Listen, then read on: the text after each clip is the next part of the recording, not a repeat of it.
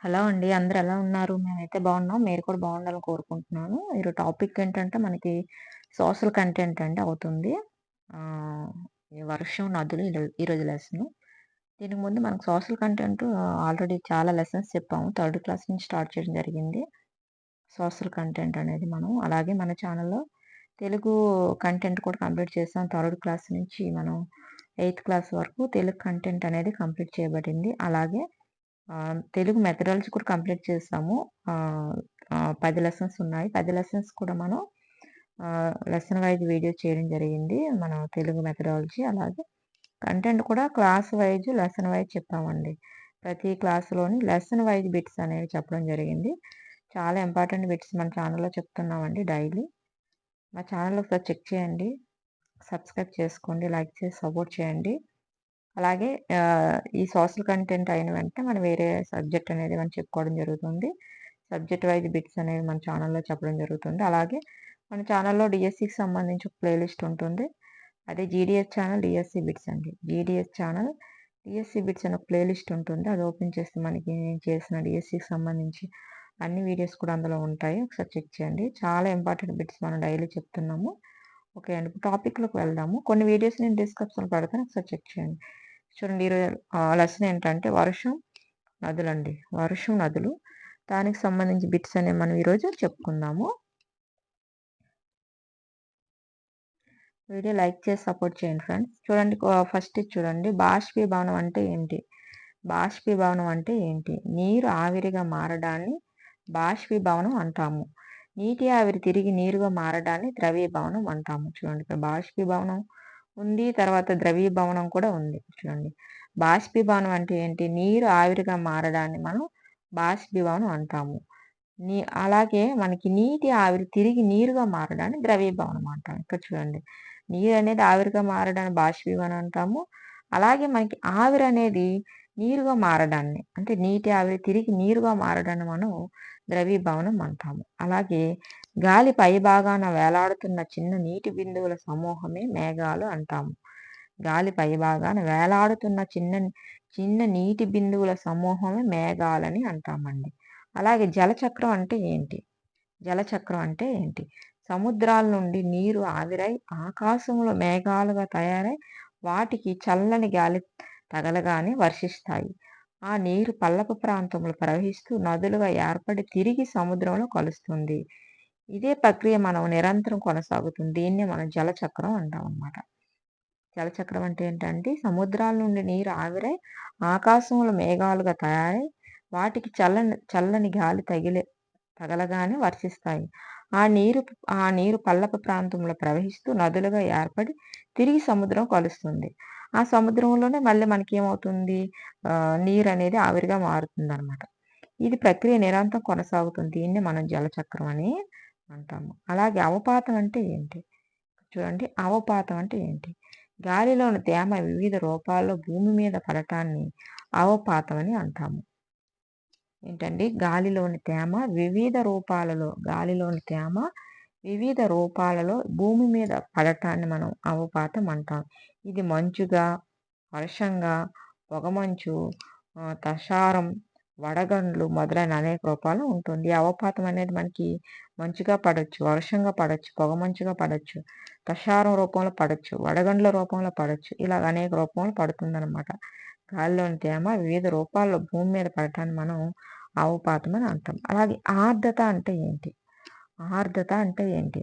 వాతావరణంలో అదృశ్యంగా నీటి ఆవిరిని ఆర్ద్రత అంటాము.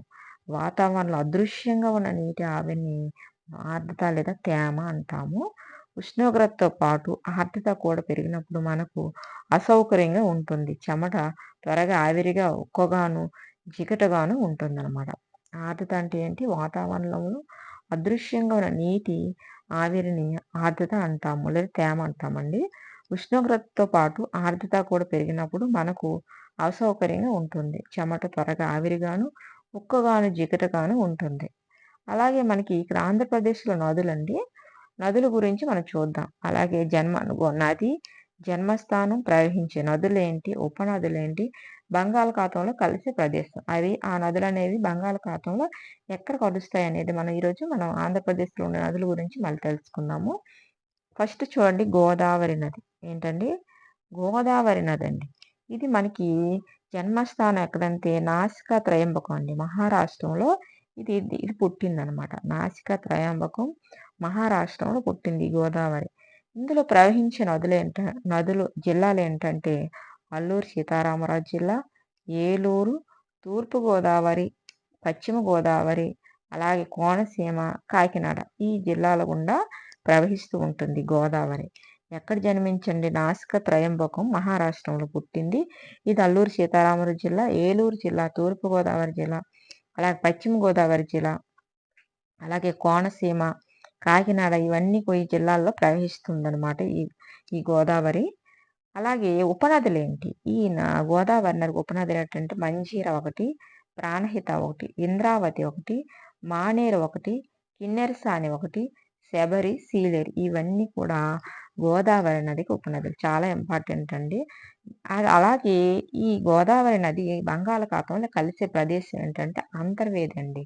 అంటే తూర్పుగోదావరి జిల్లాలో అంతర్వేది అనే ప్రదేశంలో బంగాళాఖాతంలో కలుస్తుందన్నమాట. అంతర్వేది అనే తూర్పుగోదావరి జిల్లాలో అంతర్వేది అనే ప్రాంతంలో బంగాళాఖాతంలో కలుస్తుంది ఈ గోదావరి నది అనేది. అలాగే మనకి ఇంకోటి ఏంటంటే కృష్ణ అండి. కృష్ణా నది ఇది ఎక్కడ పుట్టిందంటే మహాబలేశ్వరం. ఇది కూడా మహారాష్ట్రంలో పుట్టింది. గోదావరి ఏంటి? నాసికా త్రయంబకం మహారాష్ట్రంలో పుట్టింది. ఈ కృష్ణానది కూడా మహారాష్ట్రంలో పుట్టింది. కానీ అక్కడ మహాబలేశ్వరంలో పుట్టింది. ప్రవహించే జిల్లాలు ఏంటంటే కర్నూలు, నంద్యాల జిల్లా, పల్నాడు జిల్లా, ఎన్టీఆర్ జిల్లా, గుంటూరు జిల్లా, కృష్ణా జిల్లా. ఈ ఈ జిల్లాల గుండా ఈ కృష్ణానది అనేది ప్రవహిస్తూ ఉంటుందన్నమాట. కర్నూలు జిల్లా, నంద్యాల జిల్లా, పల్నాడు జిల్లా, ఎన్టీఆర్ జిల్లా, గుంటూరు జిల్లా, కృష్ణా జిల్లా ఈ జిల్లాల గుండా ప్రవహిస్తూ ఉంటుంది ఈ కృష్ణానది.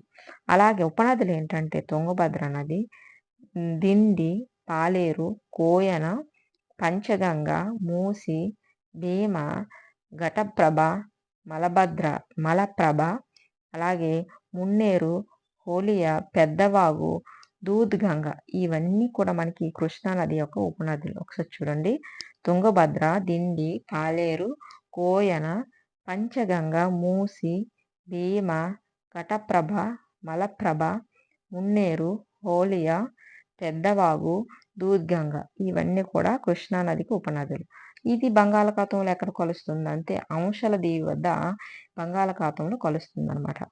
ఈ కృష్ణానది అనేది హంసల దీవి వద్ద బంగాళాఖాతంలో కలుస్తూ ఉంటుంది. నెక్స్ట్ మనకు చూడండి పెన్నా నది. ఇది నందిదుర్గ కొండలు. ఎక్కడ పుట్టిందండి? నందిదుర్గ కొండల్లో జన్మించింది ఈ పెన్నా నది. ఇది కర్ణాటక రాష్ట్రంలో. ఏ రాష్ట్రం అండి? కర్ణాటక రాష్ట్రంలోని నందిదుర్గ కొండల మధ్యలో ఈ పెన్నా నది అనేది జన్మించడానికి అక్కడ పుట్టిందండి ఇది. అలాగే ఏ జిల్లాలో ప్రవహిస్తుందంటే ఇది పెన్నా నది అనంతపురం, శ్రీ సత్యసాయి జిల్లా, వైఎస్ఆర్ కడప జిల్లా, ఎస్పిఎస్ఆర్ నెల్లూరు ఇవన్నీ కూడా ఈ జిల్లాల గుండా ప్రవహిస్తూ ఉంటుంది. అనంతపురం జిల్లా, శ్రీ సత్యసాయి జిల్లా, శ్రీ సత్యసాయి, వైఎస్ఆర్ కడప, ఎస్పిఆర్ఎస్ఆర్ నెల్లూరు ఇవన్నీ ఈ జిల్లాల గుండా పెన్నా నది ప్రవహిస్తూ ఉంటుంది. అలాగే ఉపనదులు ఏంటి? ఈ పెన్నా నది యొక్క ఉపనదులు ఏంటి అని అడుగుతున్నారు. చూడండి. జయమంగళ, సగిలేరు, పాపగ్ని, అలాగే చిత్రావతి, అలాగే సెయ్యేరు, కుందేరు, బొగ్గేరు, బిరపేరు ఇవన్నీ కూడా పెన్నా నది యొక్క ఉపనదులు. చాలా ఇంపార్టెంట్ అండి బిట్స్ ఇవి. ఉపనదులు మరొకసారి చూద్దాం. చూడండి. జయమంగళ, సిగిలేరు, పాపగ్ని, చిత్రావతి, చెయ్యేరు, కుందేరు, బొగ్గేరు, బిరపేరు ఇవన్నీ కూడా పెన్నా నది యొక్క ఉపనదులు. అలాగే ఎక్కడ బంగాళాఖాతంలో కలుస్తుందంటే ఊటుకూరు అండి. ఊటుకూరు అనే ప్రదేశంలో ఇది పెన్నా నది బంగాళాఖాతంలో కలుస్తుంది. ఊటుకూరు అనే ప్రాంతంలో ఈ పెన్నా నది బంగాళాఖాతంలో కలుస్తుందన్నమాట. అలాగే నాగావళి అండి. ఏంటండి? నాగావళి నది. ఇది చూడండి. రాయగఢ్ కొండలు అంటే రాయగఢ్ కొండల్లో ఒడిశా రాష్ట్రంలో పుట్టిందండి ఈ నాగావళి నది. రాయగఢ్ కొండలు ఒడిశాలో. అలాగే ఇది ఏ జిల్లాలో ప్రవహిస్తుందంటే శ్రీకాకుళం, అలాగే పార్వతీపురం, మన్యం జిల్లాలో ప్రవహిస్తూ ఉంటుంది. ఈ జిల్లాల గుండా ప్రవహిస్తూ ఉంటుంది.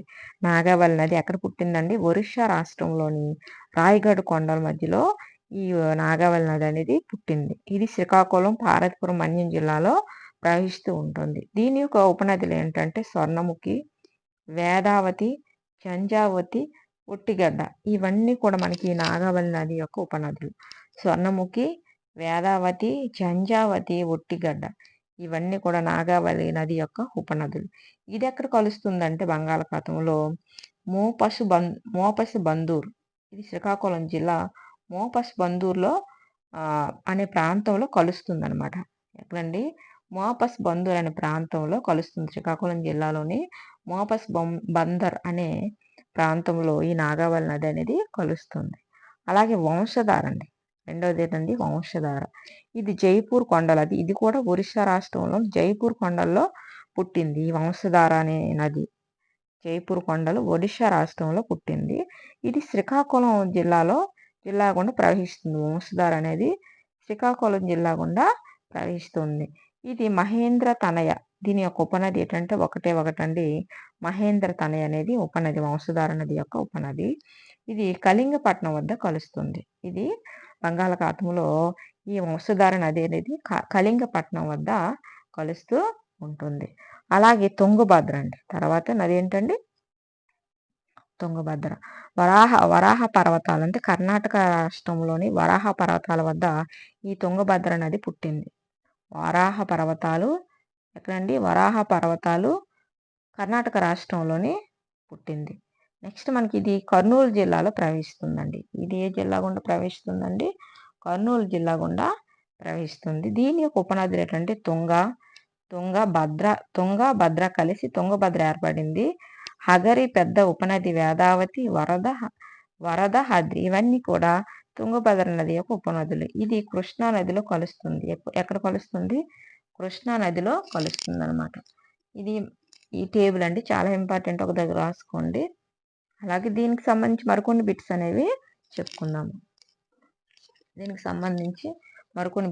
చెప్పుకోండి. ఇక్కడ చూడండి, భూమిపైన ప్రాణకోటి జీవించడానికి ఏది మూలాధారం అవుతుంది? భూమిపైన ప్రాణకోటి జీవించడానికి ఏది మూలాధారం అవుతుందని అడుగుతున్నా. ఫస్ట్ చూడండి, ఆహారమా, నీరా, నివాసమా? అసలు ఏంటి భూమిపై ప్రాణకోటి జీవించడానికి ఏది మూలాధారం అని అడుగుతున్నారు. మనకి ఇక్కడ ఆప్షన్ 1 అండి, నీరు అండి.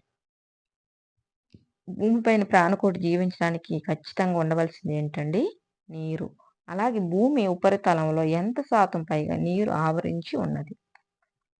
భూమి ఉపరితలంలో భూమిపైన ఎంత శాతం పైగా నీరు ఆవరించి ఉన్నదని అడుగుతున్నారండి. ఫస్ట్ చూడండి, 71%, 88%, 78%, 82%. ఎంత శాతం భూమి ఉపరితలంపై నీరు అనేది ఆవరించి ఉందని అడుగుతున్నారు. మనకి ఇక్కడ ఆప్షన్ 1 అండి, 71%. ఎంతండి? 71% భూ ఉపరితలంలో నీరు అనేది ఆవరించి ఉన్నది. 71% అండి. నెక్స్ట్, భూమి ఉపరితలం మీద ఏ ఏ జలభాగాలు ఉన్నాయి? భూమి ఉపరితలం మీద ఏ ఏ జలభాగాలు ఉన్నాయి? ఫస్ట్ చూడు, మహాసముద్రాల, నదుల, సరస్సుల ఏ ఉన్నాయి భూమి ఉపరితలంపై? ఈ మూడు జలభాగాలు ఏ ఉన్నాయి భూమి ఉపరితలంపై అంటే మనకి ఇక్కడ ఆప్షన్ 4 అండి, పైవన్నీ. భూమి ఉపరితలంపై అంటే భూమి మీద మనకి మహాసముద్రాలు ఉన్నాయి, నదులు ఉన్నాయి, సరస్సులు ఉన్నాయి. ఇవన్నీ కూడా భూమిపై ఉన్న జలభాగాలండి. నెక్స్ట్ మనకు చూడండి, ఏది పెరిగే కొద్దీ నీరు తొందరగా ఆవిరవుతుంది? ఏది పెరిగే కొద్దీ నీరు తొందరగా ఆవిరవుతుంది అని అడుగుతున్నారు. ఫస్ట్ చూడండి, పీడనమా, ఉష్ణోగ్రత, శీతలీకరణమా, లేదా పైవన్నా? అసలు ఈ మూడింట్లో ఏవి పెరిగే కొద్దీ నీరు అనేది తొందరగా ఆవిరవుతుంది అని అడుగుతున్నారండి. మనకి ఇక్కడ ఆప్షన్ 2 అండి, ఉష్ణోగ్రత. ఉష్ణోగ్రత పెరిగే కొద్దీ నీరు అనేది తొందరగా ఆవిరవుతుంది. ఉష్ణోగ్రత పెరిగే కొద్దీ నీరు అనేది తొందరగా ఆవిరవుతుంది. ఉష్ణోగ్రత పెరిగే కొద్దీ నీరు అనేది ఏమవుతుందంటే తొందరగా ఆవిరైపోతుంది. అలాగే ఏ కాలంలో బాష్పీభవనం అధికంగా ఉంటుంది? ఏ కాలంలో బాష్పీభవనం అధికంగా ఉంటుంది? ఫస్ట్ చూడండి, శీతాకాలమా, వర్షాకాలమా, వేసవికాలమా, వసంతకాలంలో? అసలు ఏ కాలంలో బాష్పీభవనం అధికంగా ఉంటుందని అడుగుతున్నారు. మనకి ఇక్కడ ఆప్షన్ 3 అండి, వేసవికాలం. వేసవికాలంలో బాష్పీభవనం అనేది అధికంగా ఉంటుంది. వేసవి కాలంలో బాష్పీభవనం అనేది అధికంగా ఉంటుంది. వీడియో గాని నచ్చితే లైక్ చేసి సపోర్ట్ చేయండి ఫ్రెండ్స్. స్కిప్ చేయకుండా మొత్తం చూడండి. అలాగే ఆరోజు చూడండి. నీరు ఆవిరవ్వడం ఎక్కువగా ఏ పూట అధికంగా ఉంటుంది? నీరనేది ఎప్పుడు ఏ టైంలో ఎక్కువగా అధికంగా అవుతుంది? నీరు ఆవిరిగా ఏ టైంలో? పగలా? రాత్రా? అని అడుగుతున్నాను. రాత్రి అవుతుందా? పగలవుతుందా? అర్ధరాత్రి అవుతుందా? ఎప్పుడు అవుతుంది నీరనేది ఆవిరిగా ఎక్కువగా ఏ పూట అధికంగా ఉంటుందంటే మనకిక్కడ ఆప్షన్ 2 అండి. పగలు. పగలు ఎక్కువ ఎండ ఉంటుంది కాబట్టి ఆ టైంలో నీరనేది ఆవిరిగా మారుతుందనమాట. అలాగే గరిష్ట స్థాయిలో బాష్పీభవనం ఎక్కడి నుండి జరుగుతుంది? ఎక్కువ బాష్పీభవనం ఎక్కడి నుండి జరుగుతుందని అడుగుతున్నారండి. నీరు అనేది ఎక్కువ ఎక్కడ మనకి బాష్పీభవనం అనేది జరుగుతుందని అడుగుతున్నారు. ఫస్ట్ చూడండి మొక్కల్నుండా, నదుల్నుండా, మహాసముద్రాలుండా, నేలలుండా అసలు గరిష్ట స్థాయిలో బాష్పీభవనం అనేది ఎక్కడి నుండి జరుగుతుంది? అది పగలే జరుగుతుందన్నాం. కానీ ఎక్కడి నుంచి జరుగుతుందని అడుగుతున్నారు. మనకి ఇక్కడ ఆప్షన్ 3 అండి. మహాసముద్రాల నుంచి. గరిష్ట స్థాయిలో బాష్పీభవనం మనకి మహాసముద్రాల నుండి జరుగుతుంది. గరిష్ట స్థాయిలో బాష్పీభవనం మనకి మహాసముద్రాల నుండి జరుగుతుంది. నెక్స్ట్ మనకు చూడండి 8వది. నీటి ఆవిరి చల్లబడుతూ చిన్న చిన్న నీటి బిందువులుగా మారుతుంది. ఈ చిన్న నీటి బిందువులు చుట్టూ ఉన్న సూక్ష్మమైన దుమ్ముతో లేదా పొగతో కలిసి నిదానంగా వాటి పరిమాణం పెరుగుతుంది. ఇలా చిన్న నీటి బిందువులు కలిసి ఏ విధంగా ఏర్పడతాయి? ఇక్కడ మరొకసారి చూడండి. నీటి ఆవిరి చల్లబడుతూ చిన్న చిన్న నీటి బిందువులుగా మారుతుంది. ఈ చిన్న నీటి బిందువుల చుట్టూ ఉన్న సూక్ష్మమైన దుమ్ముతో లేదా పొగతో కలిసి నిదానంగా వాటి పరిమాణం పెరుగుతుంది. ఇలా చిన్న నీటి బిందువులు కలిసి ఏ విధంగా ఏర్పడతాయని అడుగుతున్నానండి. మేఘాలుగా ఏర్పడతాయా? ఆకాశంగా ఏర్పడతాయా? మెరుపులుగా ఏర్పడతాయా? వరదలుగా ఏర్పడతాయా? ఏ విధంగా ఏర్పడతాయని అడుగుతున్నారు. మనకి ఇక్కడ ఆప్షన్ 1 మేఘాలుగా ఏర్పడతాయండి. నీటి ఆవిరి చల్లబడుతూ చిన్న చిన్న నీటి బిందువులుగా మారుతుంది. ఈ చిన్న నీటి బిందువుల చుట్టూ ఉన్న సూక్ష్మమైన దుమ్ముతో లేదా పొగతో కలిసి నిదానంగా వాటి పరిమాణం పెరుగుతుంది. ఇలా చిన్న నీటి బిందువులు కలిసి మేఘాలుగా ఏర్పడతాయి. నెక్స్ట్ మనకు చూడండి 9వది. చిన్న నీటి బిందువులు ఒకదానికొకటి కలిసి పెద్ద బిందువులుగా ఏర్పడతాయి. ఇవి బరువెక్కడంతో గాలిలో ఉండలేక ఏ విధంగా రూపాంతరం చెందుతాయి? చిన్న నీటి బిందువులు ఒకదానికొకటి కలిసి పెద్ద బిందువులుగా ఏర్పడతాయి. ఇవి బరువెక్కడంతో గాలిలో ఉండలేక ఏ విధంగా రూపాంతరం చెందుతాయని అడుగుతున్నారు. వర్ష రూపంలోనా? మంచు రూపంలోనా? వడగాలుల రూపంలోనా? ఆవిరి రూపంలో ఏ విధంగా మనకి రూపాంతరం చెందుతాయంటే మనకి ఇక్కడ ఆప్షన్ 1 అండి. వర్ష రూపంలో రూపాంతరం చెందుతాయండి. చిన్న నీటి బిందువులు ఒకదానికొకటి కలిసి పెద్ద బిందువులుగా ఏర్పడతాయి. ఇవి బరువెక్కడంతో గాలిలో ఉండలేక ఏ విధంగా రూపాంతరం చెందుతాయంటే వర్ష రూపంలో రూపాంతరం చెందుతాయి. ఏ రూపంలో అండి? వర్ష రూపంలో రూపాంతరం చెందుతాయి. అలాగే మన 10వది చూడండి. రోజులో ఏ సమయంలో పొగమంచు కురుస్తుంది?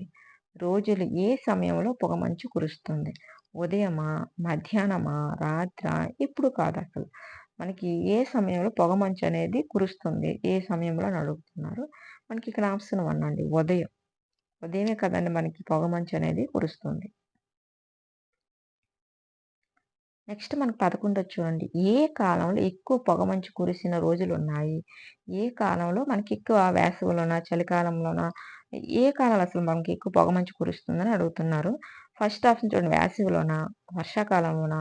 శీతాకాలంలోనా? వసంతకాలంలో అసలు ఏ కాలంలో పొగమంచు ఎక్కువగా కురుస్తుందని అడుగుతున్నారండి. మనకి ఇక్కడ ఆప్షన్ 3 అండి. శీతాకాలం అంటే చలికాలంలో. చలికాలంలో ఎక్కువ మనకి పొగమంచు అనేది కురుస్తుంది. శీతాకాలంలో మనకి పొగమంచు అనేది ఎక్కువగా కురుస్తుంది. నెక్స్ట్ చూడండి 12వది. నీటి ఆవిరి తిరిగి నీరుగా మారడాన్ని ఏమంటాము? నీటి ఆవిరి తిరిగి నీరుగా మారడాన్ని ఏమంటాము అడుగుతున్నారు. ఫస్ట్ చూడండి బాష్పీభవనమా? ద్రవీభవనమా? స్ఫటికీకరణ లేదా పైవన్నం? నీటి ఆవిరి తిరిగి నీరుగా మారడాన్ని ఏమంటాము? నీటి ఆవిరి తిరిగి నీరుగా మారటాన్ని ఏమంటాము అని అడుగుతున్నారండి. మనకి 4 మనకి ఇక్కడ ఆప్షన్ 2 అండి. ద్రవీభవనం అంటాము. ఏమంటామండి? ద్రవీభవనం. నీటి ఆవిరి తిరిగి నీరుగా మారడాన్ని మనము ద్రవీభవనం అని అంటాము. ఏమంటామండి? ద్రవీభవనం. ఇదండి ఈ రోజుకి సంబంధించి బిట్స్. ఈరోజు 12 వరకు చెప్పుకున్నాం. రేపు మనకి 13 బిట్ నుంచి స్టార్ట్ చేసుకుంటామండి. ఇదే లెసన్‌కి సంబంధించి 13 బిట్ నుంచి స్టార్ట్ చేస్తాం రేపు వీడియో. ఈ రోజుకి ఇవి చాలండి 12 బిట్ వరకు. రేపు 13 బిట్ వరకు చెప్పడం జరుగుతుంది. చాలా ఇంపార్టెంట్ బిట్స్ మనం చెప్తామండి డైలీ. ఒకసారి చెక్ చేయండి. ఛానల్ చెక్ చేస్తే మీకు అర్థమవుతుంది. అన్నీ కూడా content wise, lesson wise bits అనేవి చెప్పుకోవడం జరుగుతుందండి. ఓకే అండి. మళ్ళీ రేపు మనం దీన్నే కంటిన్యూషన్ అనేది మనం చెప్పుకుందాం. ఓకే. Thank you.